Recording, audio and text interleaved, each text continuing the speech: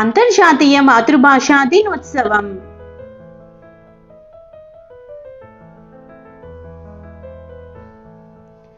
మనిషి జీవితంలో మొదట నేర్చుకునే భాష మాతృభాష.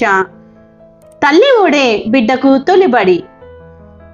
తన తల్లి అని ఎవరు చెప్పకుండానే అమ్మ అని బిడ్డ ఎలా పిలుస్తాడో మాతృభాష కూడా అంతే. మాతృభాష సహజంగా అబ్బుతుంది, అప్రయత్నంగా వస్తుంది. అమ్మ మాటే మాతృభాష. అందుకే ప్రతి బిడ్డ అమ్మను కాపాడుకున్నట్లే మాతృభాషను కూడా కాపాడుకోవాలి. మనుగడ కోసం ఇతర భాషలను నేర్చుకోవడంలో తప్పు లేదు. అయితే వాటి ప్రభావం మాతృభాషపై పడకుండా చూసుకోవాలి. మాతృభాషను పరిరక్షించుకోవాలి. ఈ కర్తవ్యాన్ని గుర్తు చేసేందుకే అంతర్జాతీయ మాతృభాషా దినోత్సవాన్ని ఏటా నిర్వహిస్తున్నారు.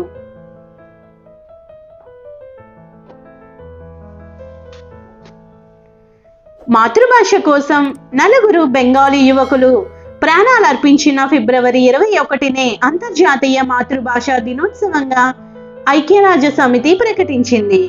ఈ నేపథ్యంలో అంతర్జాతీయ మాతృభాషా దినోత్సవాన్ని ఏటా ఫిబ్రవరి 21న నిర్వహించాలని యునెస్కో 30వ సాధారణ మహాసభ 1999 నవంబర్ 17న ప్రకటించింది. 2000 సంవత్సరం నుంచి ఏటా మాతృభాష పరిరక్షణ కార్యక్రమాన్ని యునెస్కో డైరెక్టర్ జనరల్ ప్రకటిస్తూ వస్తుంది.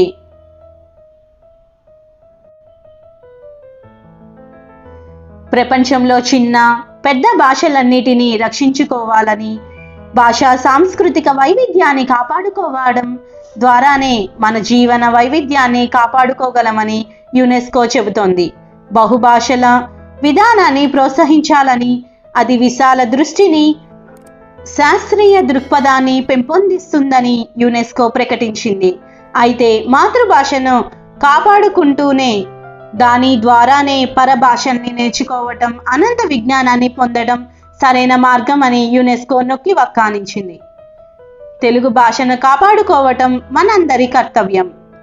దేశ భాషలందు తెలుగు లెస్స అని అన్నారు శ్రీకృష్ణదేవరాయలు. తెలుగు భాషలోని మాధుర్యం, గొప్పతనం ఇక ఏ భాషలోనూ లేదని చాలా మంది కవులు చెప్పారు.